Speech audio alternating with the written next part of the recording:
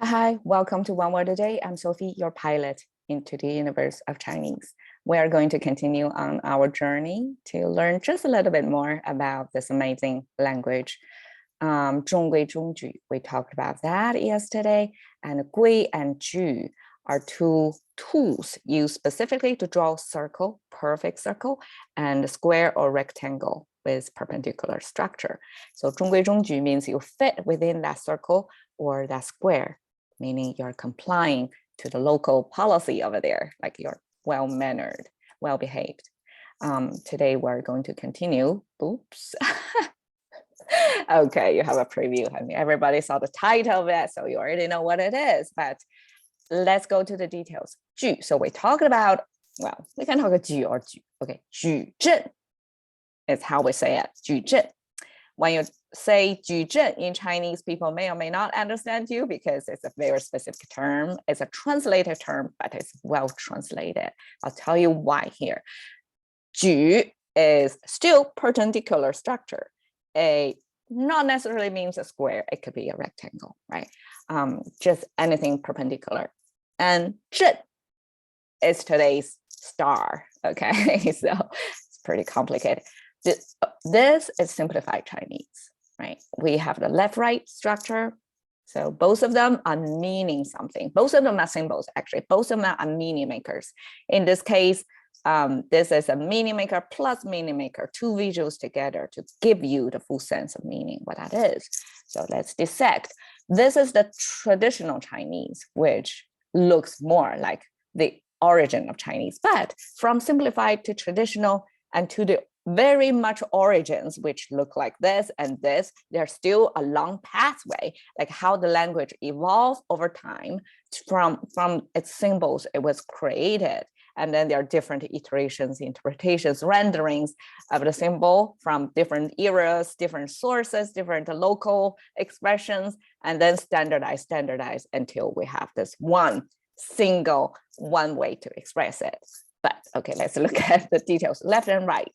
The left structure, even if it's simplified to look like this straight line with this kind of curvy thing, is one of the rare curves in Chinese language. Not all the time straight lines. So this is one of the rare curvy lines over there.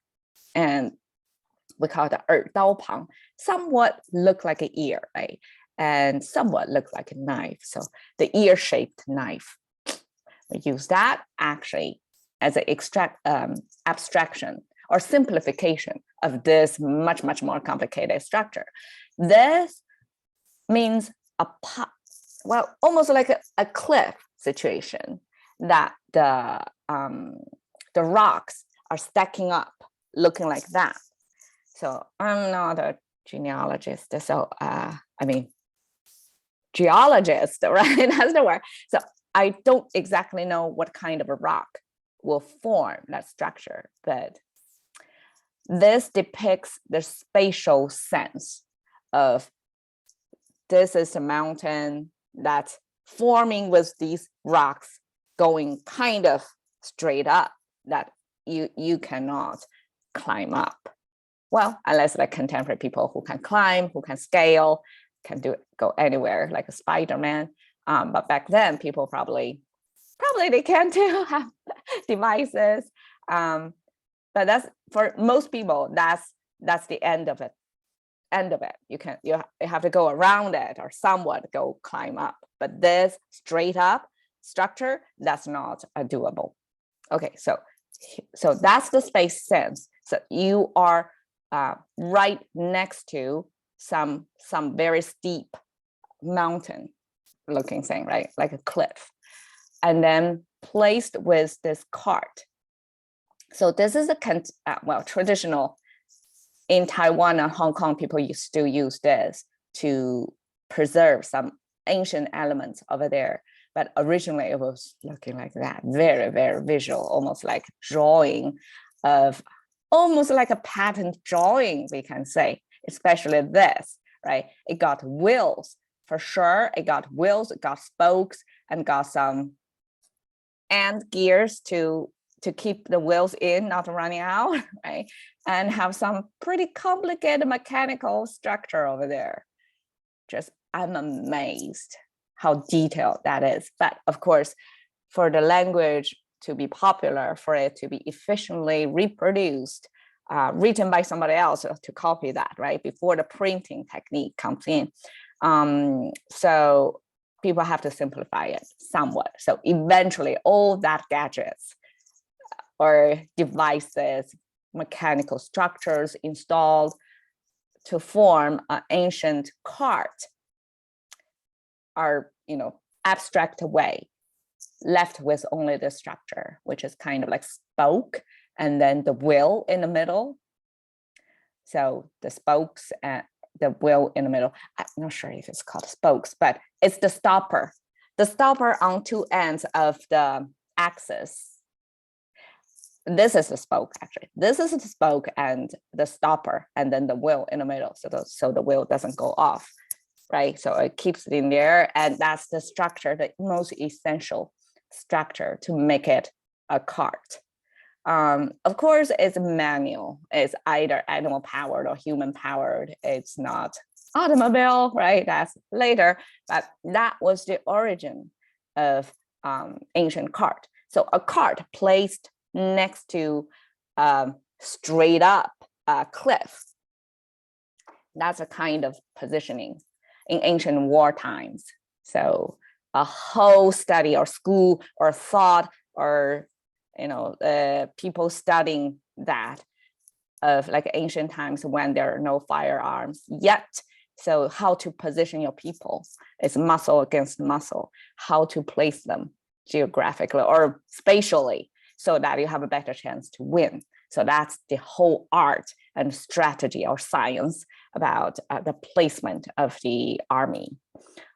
So basically it means the formation of the forces on the ground, and cart are the ancient wartime vehicle, and it means it's placed strategically at some locations.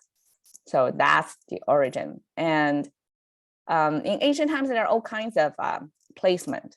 I mean, I know nothing about it, but one most commonly used formation is simply rectangular or square. So files, soldiers comes in columns and rows, so they have kind of a squarish formation. That's a commonly seen formation. So this is amazing translation of rectangular formation, basically rectangular formation, which is matrix in a mathematical sense. Okay, just so you know, I looked it up. Matrix, this is amazing mathematical advancement.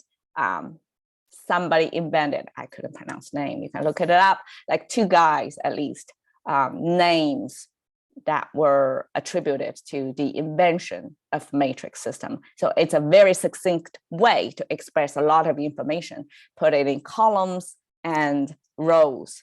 And well, this is the matrix formation. You can see it's a rectangular. It does not necessarily to come with like a 3x3, right? Sometimes a 3x4 or 2x3. It can change. It's a rectangular shape anyways. It has to be forming into this rectangular shape. And I put the terracotta image as an illustration of that's the zhen, the ancient times placement, the formation of the army. And if you go check out the terracotta, it's the underground tomb of the first unifying king or emperor back then in China. So vast land, many kingdoms, and that one leader fought to the top and become ruler of a vast piece of land. And he made himself this underground tomb and showed the formation of the army, well preserved. Like otherwise, we have no way to see. And that forms of a lot of them, like a square, rectangular formation. So our army men, soldiers are placed next to each other in rows, in columns, just like in math. like one digit, each one of the digit over there, or values placed over there, are like one individual foot soldier placed in that spot. So this is one kind of translation in Chinese.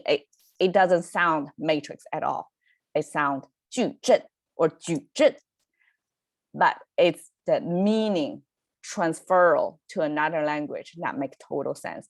When you say 矩阵 to a Chinese who studied linear algebra, would know this, and it actually clicked with our language so well that we don't have to explain what is matrix to people that hard at all. When we say 矩阵, oh, it totally makes sense. It's something rectangular, and it's a formation of repetition of like a formation of army, and it's like visually makes sense.